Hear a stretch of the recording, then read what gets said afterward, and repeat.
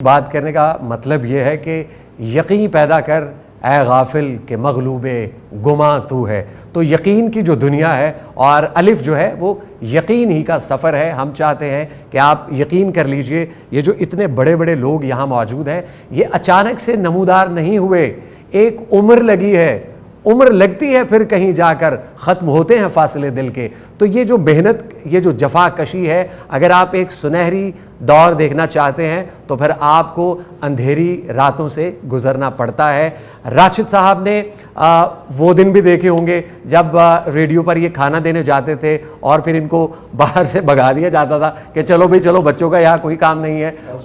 लेकिन उन सारी चीज़ों ने इनको इतना ग्रूम किया, इतना सिखाया कि आज अल्हम्दुलिल्लाह रब्बिल आलमीन हम फ़ख्र महसूस करते हैं कि हमारे मुल्क पाकिस्तान में ऐसी कदावर शख्सियात मौजूद हैं जिनके ज़ेर साया हम जैसे नए आने वाले सीख रहे हैं और आगे बढ़ रहे हैं। रेडियो पाकिस्तान का एक बड़ा दिलचस्प वाक़या, हमेशा मेरी ख्वाहिश होती है जब भी मैं रेडियो पे ड्रामा करता हूँ तो मैं चाहता हूँ कि वो जो किस्सा है आज लोगों तक भी पहुँचा दिया जाए। सलीम, बड़ी मज़े की बात है, बड़ी मज़े की बात है, तू भी एंजॉय करेगा।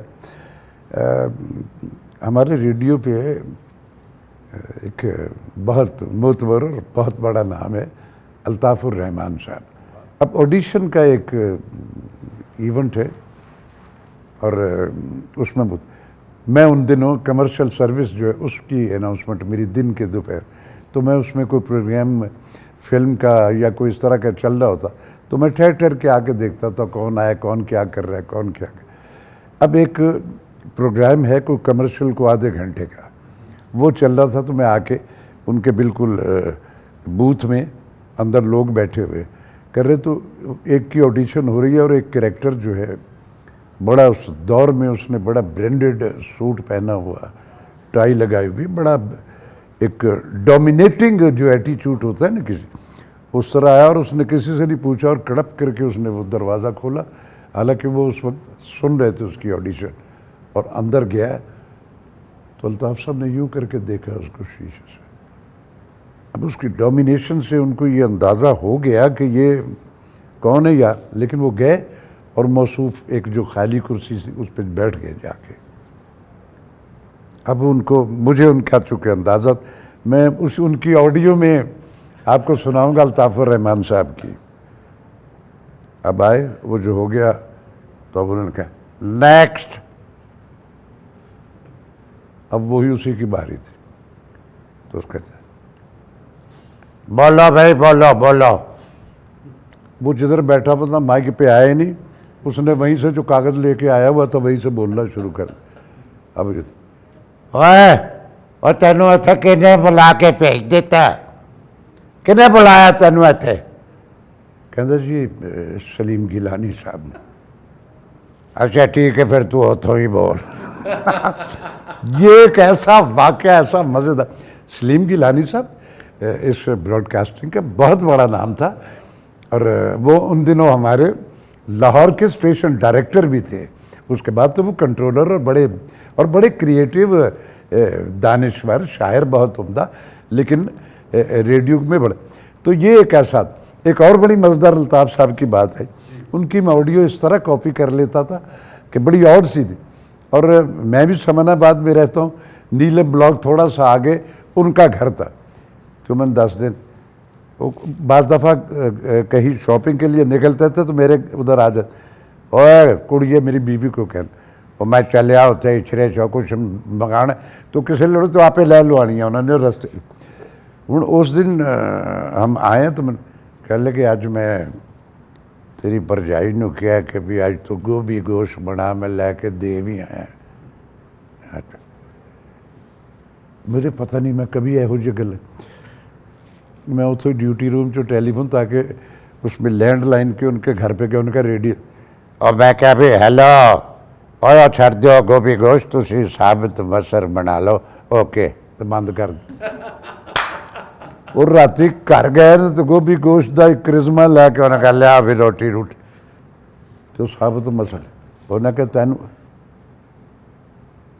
उन्होंने एक लम्हे लिए सोचा, उस वेले मेरे को कारण बकवास तू की थी, लेकिन हमने उनसे बहुत कुछ सीखा यार। राशिद साहब की गुफ्तगू में आप देख रहे हैं कि किस कदर सलीका शुआरी है और किस कदर करीने से बात कर रहे हैं। हम अपने बुज़ुर्गों के पास जब तक नहीं बैठेंगे हम उनसे सीख नहीं सकेंगे। हमारी आज की जो यूथ है बहुत टैलेंटेड है, बड़ा स्पार्क है और हम देखते हैं कि बहुत ज़बरदस्त काम कर रहे हैं अल्हम्दुलिल्लाह माशाअल्लाह। लेकिन जो थोड़ी सी कमी ये है वो ये है कि एक जनरेशन गैप हमने खुद ही क्रिएट किया हुआ है। अगर आज भी हम बड़ों की सोहबत इख्तियार कर लें, उनके पास बैठने का हुनर सीख लें, तो अल्लाह की कसम हमें ज़िंदगी गुजारने का ऐसा सलीका आएगा कि लोग वाह वाह और अश अश कर उठेंगे। हम यही चाहते हैं कि इस दरसगाह से ऐसी ही शख्सियात हमारे तक पहुँचती रहें और उनकी बातें आपके लिए, मेरे लिए, हम सब के लिए मशाले राह बनती चली जाए।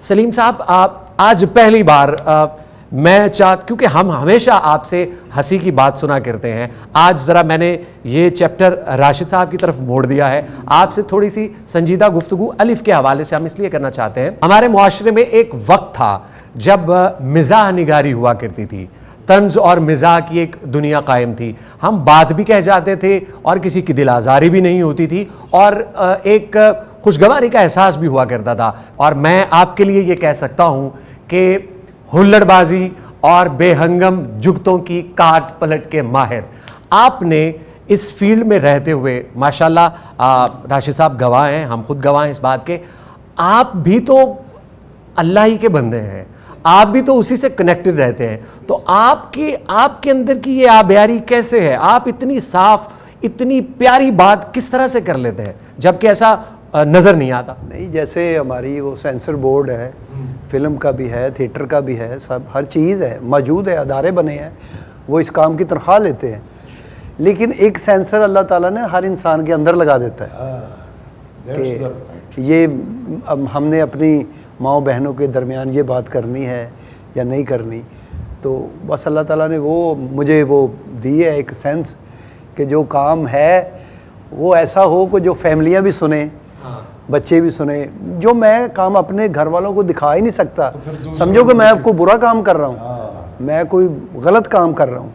हम ये थिएटर अपने घर वालों को, मैं अपनी माँ बहन को तो नहीं दिखा सकता, हालांकि मेरा भी इसी से रिलेटेड है, मैं वहीं से पैसे ले जाके अपने बच्चों को देता हूँ। लेकिन इसको ठीक हमने खुद ही करना है। जैसे कहते हैं ना कि नशा तू ही छड्डना है पुत्र, मैंने लख बंदे कही जान वो नशा है, बुरी चीज़ है, ना छड़, उन्हें जदों छड्डना अपने दिलों छड्डना है।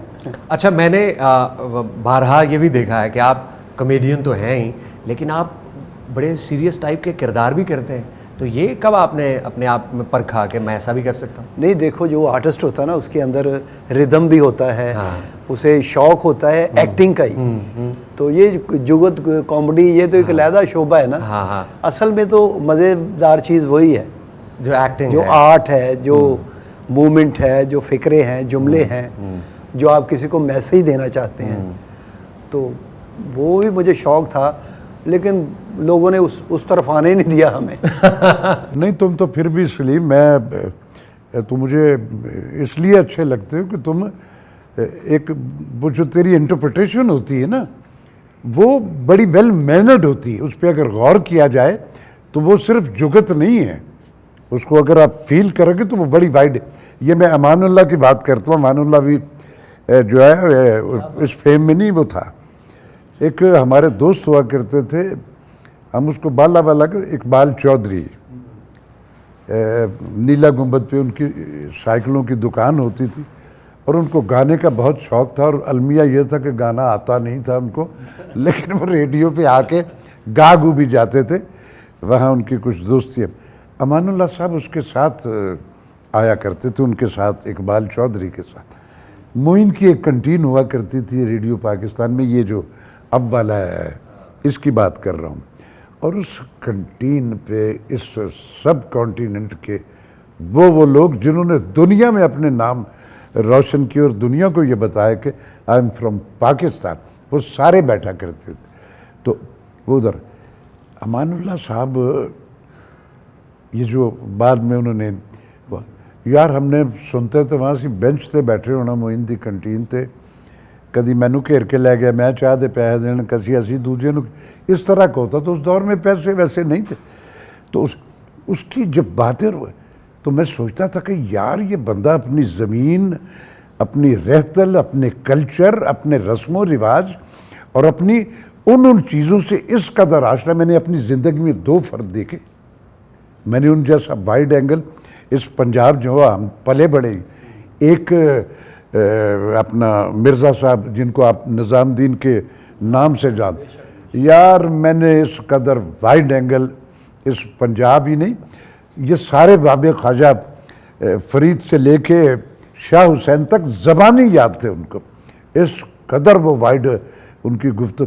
तो अमानुल्लाह साहब, तो ये ऐसा नहीं है कि सारे एक जैसे हैं, कुछ लोग इसमें एक, मैं जो दूसरों से मैं इसको डिफ़र इसलिए समझता हूँ कि इसकी वो जो बात होती है ना, उस पर अगर गौर करो तो वो दानिश्वरी की बात होती है, वो सिर्फ हंसाने के लिए नहीं होती, वो इंटरप्रिटेशन वो होती कि जिसमें कि यार ये जो इसने कहा इसका असल मतलब ये, लेकिन वो इस वक्त लाफ्टर में भी निकलती, लेकिन वो ऐसे हवा में छोड़ा हुआ तीर नहीं होता, वो पर्टिकुलर उसके लिए कोई टारगेट भी होता है जिसपे उसने जो लगना। अल्लाह ताला ने आर्ट दी है फनकार को, वो फिक्रे की काट खुद ही करता है। ओ यस, ओ यस, ओ यस। उसकी फ्लो, उसका जो टाइमिंग है, असल में तो टाइमिंग है ना ऐसा ही है, कॉमेडी। ऐसा ही है। या सर्कस है, वो भी उनकी टाइमिंग है। उसके टाइमिंग बगैर इधर होता ही उधर नहीं। हुई तो वो गिर जाएंगे या चोट लग जाएगी उनकी।